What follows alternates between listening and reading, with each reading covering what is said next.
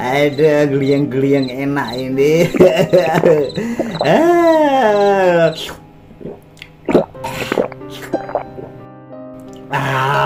Mantap. Wah, mantap banget nih si bos, selalu ada untuk kita semua. Mirip stasiun TV. Stasiun TV apaan tuh? SCTV, satu untuk semua. Bisa saja.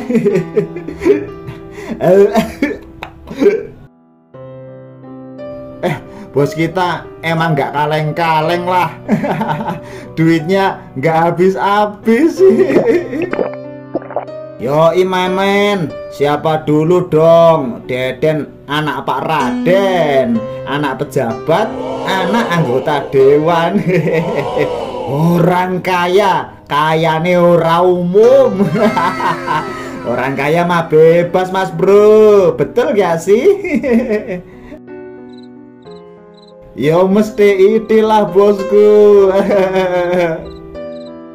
Oh iya bos, kabarnya ibunya bos sakit ya?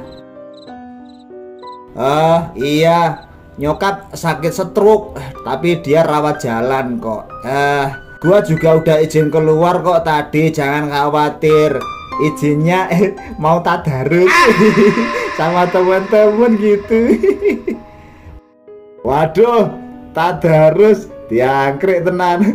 Padahal lo kita semua lagi oleng kayak truk di sini. Iya, tapi santailah bro. Gua kan udah ikut daftar jamaahnya kebab. Nah, dijamin masuk surga tuh. Surga. Bebas dari azab kubur kalau saja entar metong. Wah, mantap tuh para kebab. Mahal nggak tuh ikut jamaahnya kebab? Nggak juga kok bro. Cuman gua daftarnya pakai satu mobil Alphard. Jadinya kita sekeluarga pasti dijamin masuk surga dengan aman dan nyaman. Itu mereka sudah menjamin bro. Wah, mantap tuh. Sultan dunia akhirat dong. Yo imamen.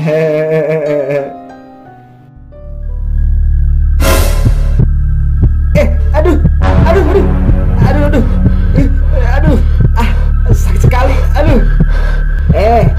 Kenapa bosku? Nggak tahu nih, anjir, dada gua sakit. Aduh. Lah, kenapa sih bosku?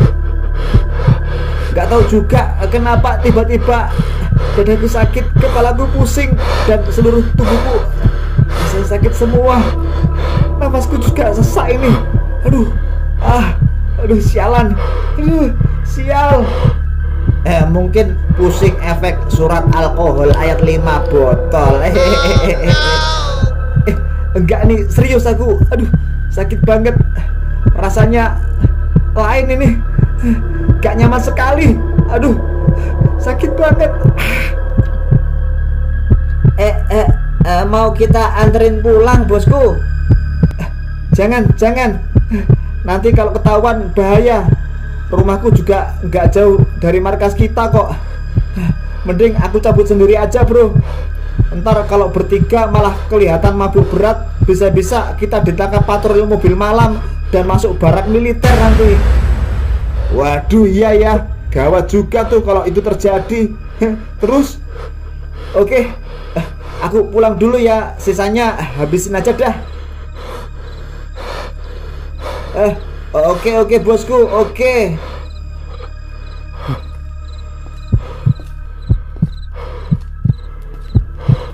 Sial, kenapa begini?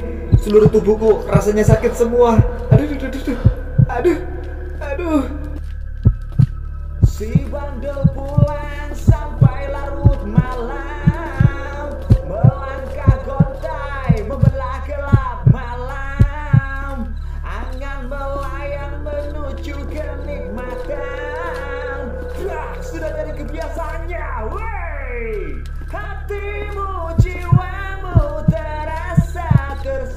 rasa hidupmu, duniamu bagai di neraka. Akhirnya sampai juga. Anjir, rasanya napasku udah mau berhenti nih. Sial, sial. Skemriti, skemriti, skemriti, skemriti. Bukakan gerbangnya. Juragan Deden. Loh, Gan, wajahmu kok pucat begitu? Gak apa-apa Pak Skemriti, gak apa-apa. Juragan dari mana kok pulang sampai larut gini? Dan kenapa pula jalan kaki, Gan? Udahlah Pak Satpam, nggak usah nanya. Yang jelas jangan bilang ke siapa-siapa ya, aku pulang selarut ini. Oke, Gan, oke. Sial, aku harus segera sampai ke kamar dan beristirahat. Dadaku sesak, sakit sekali. Gak boleh ada yang tahu kalau aku habis pakai obat terlarang dan mabuk lagi. Duh, sial. Aduh, badanku kok terasa dingin dan berat. Dadaku sakit sekali. Dan aku kesulitan bernafas. Sial, sial. Beneran tuh nggak apa-apa sih Juragan Deden. Kok tapi jalannya aneh kayak gitu ya, kayak orang kesakitan gitu.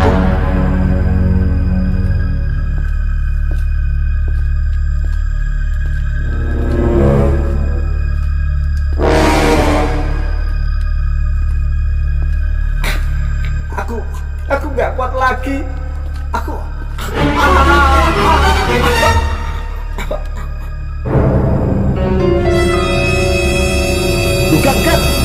Waduh, gawat, beneran kan? Aduh, gawat banget ini, harus segera ditolong.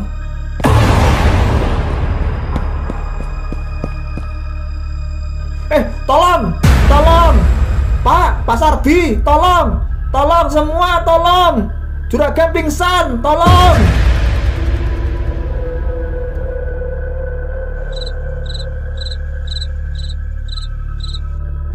Keesokan paginya,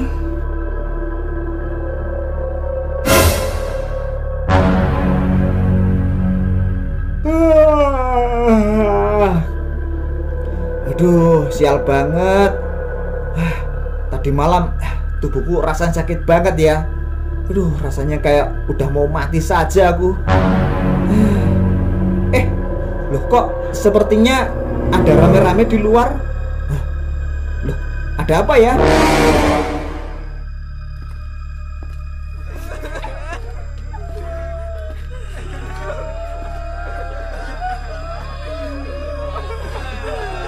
Loh, kenapa kok banyak yang ngumpul kemari? Kenapa juga suasananya seperti sedang berkabung seperti ini? Ada apa sih? Lah, itu kan si Tito dan juga si Klobot temanku. Lah, ada apa ini ya? Ada apa sih?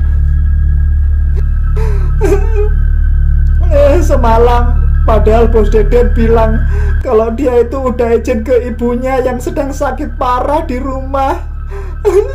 Ternyata gini.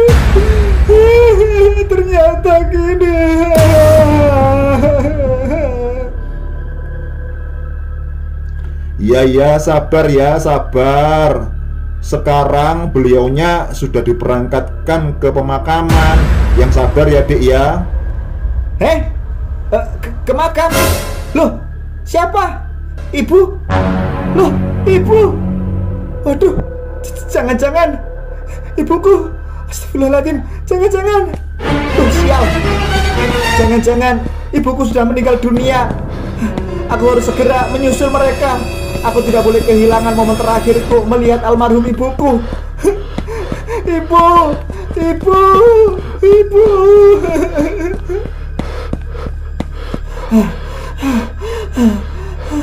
Akhirnya sampai juga.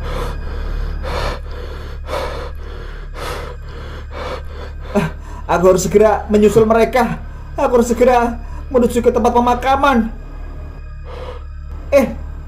Itu ayah. Itu ayahku. Ayah, ya, tunggu aku ya. Ibu jangan dikubur dulu ya. Jangan. Waduh, aduh, sialan. Waduh.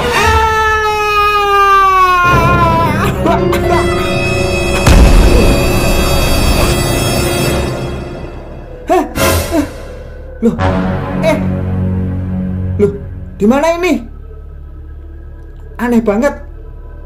Kok tiba-tiba aku ada di sini? Apakah aku masih bermimpi?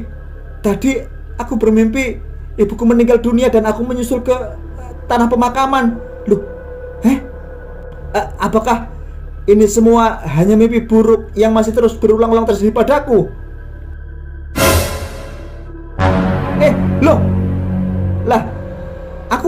Aku ada di dalam liang kubur ini.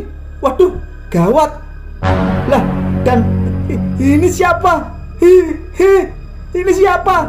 Lah kok kenapa wajahnya mirip sekali denganku? Sialan, aku yakin semua ini hanya mimpi buruk. Aku yakin itu. Aku yakin ini hanya mimpi buruk.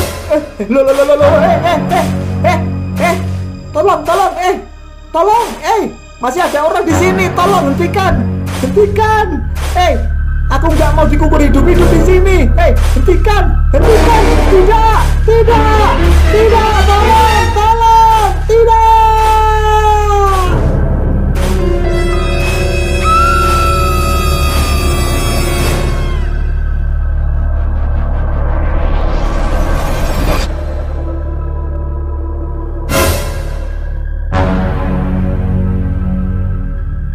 Loh, di mana lagi aku sekarang ini? Apakah aku masih di alam mimpi? Akankah mimpi buruk yang serasa nyata ini akan terus terjadi lagi padaku? Waduh, tempat apa ini, gelap sekali. Tolong, semuanya tolong aku. Lepaskan aku dari mimpi burukku ini. Ayah, ibu, Pak Satpam, semuanya, kawan-kawan, tolong aku.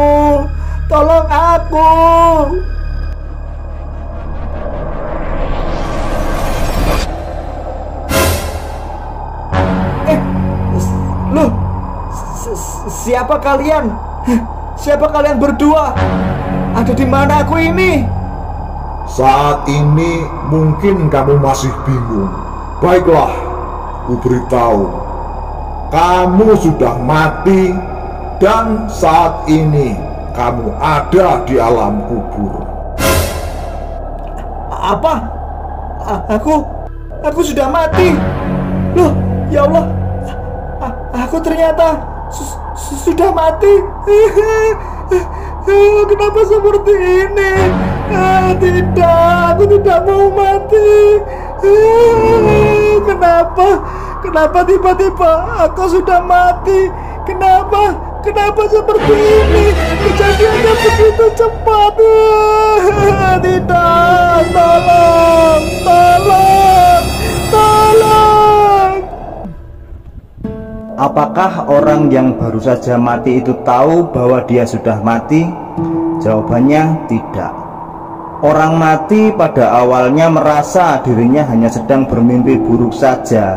Ia melihat ada seseorang yang sedang ditangisi, dimandikan, dikafani, disolatkan, dan siap diberangkatkan ke tanah pemakaman. Awalnya dia bingung dan tidak menyadari bahwa yang mati itu adalah dirinya sendiri. Ia tetap merasa bahwa ia hanya sedang bermimpi.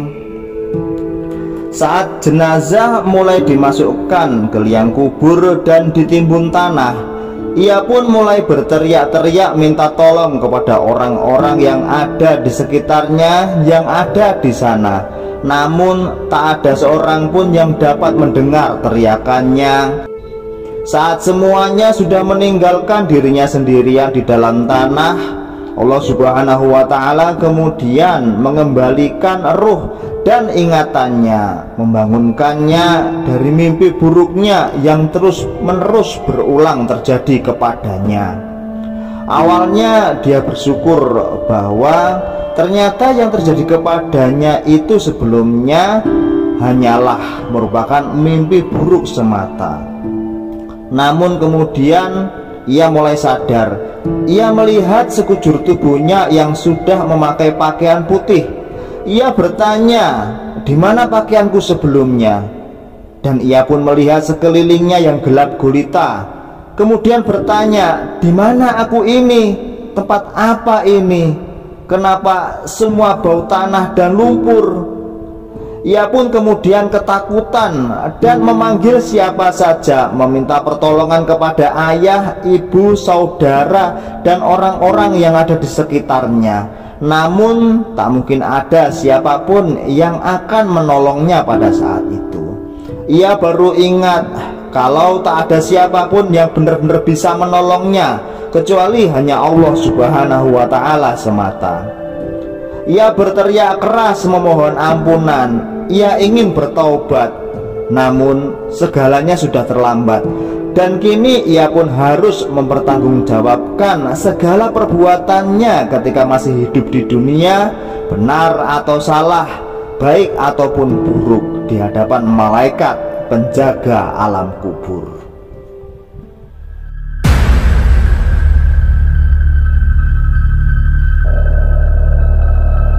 Sekarang jawab pertanyaan pertama dari kami.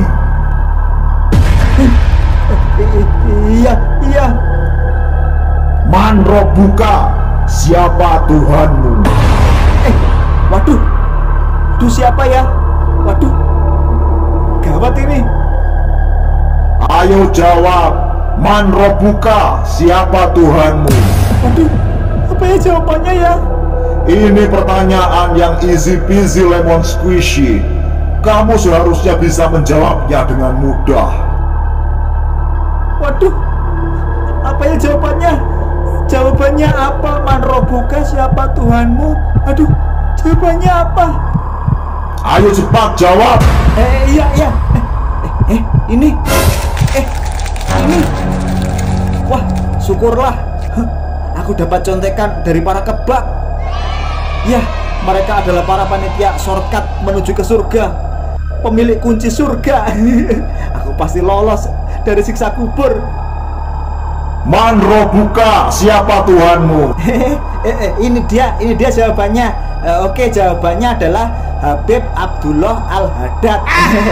Ya, Habib Abdullah Al-Haddad. Dasar orang sesat. Baiklah, terimalah ini.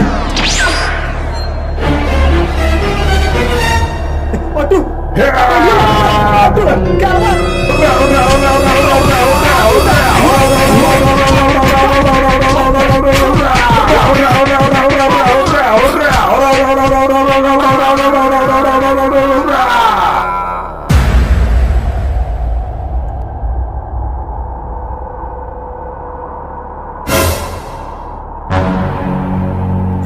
Tubuhku pulih kembali.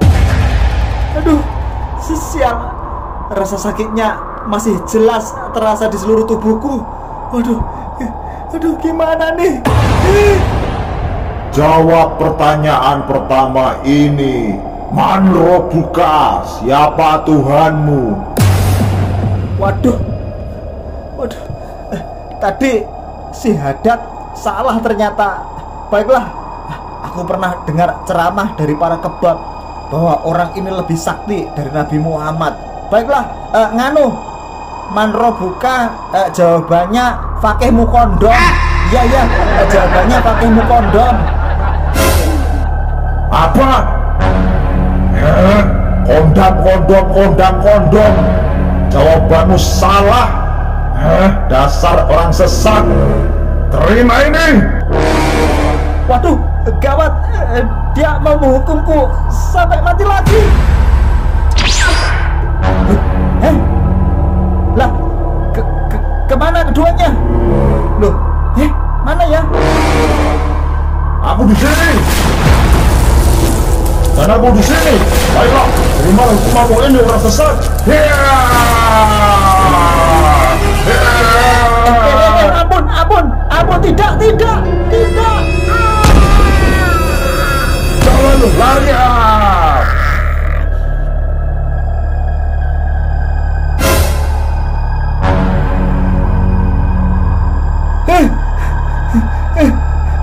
Aku dibangkitkan lagi. Tubuhku masih terasa sangat sakit. Kenapa siksaan ini tidak pernah berhenti? Jawab pertanyaan ini. Manrobuka, siapa Tuhanmu? Tolong, tolong, tolong, siapa saja, tolong. Manrobuka, siapa Tuhanmu? Ayo lekas jawab. Iya maaf. Aduh, jawab ngasal aja dah. Dari tadi jawabanku salah. Manrobuka, jawabannya ya nggak tahu kok tanya saya. Apa? Lah dia marah lagi. Apalagi itu? Baiklah orang sesat, terimalah hukumanmu ini. Rasakanlah sisa kubur ini.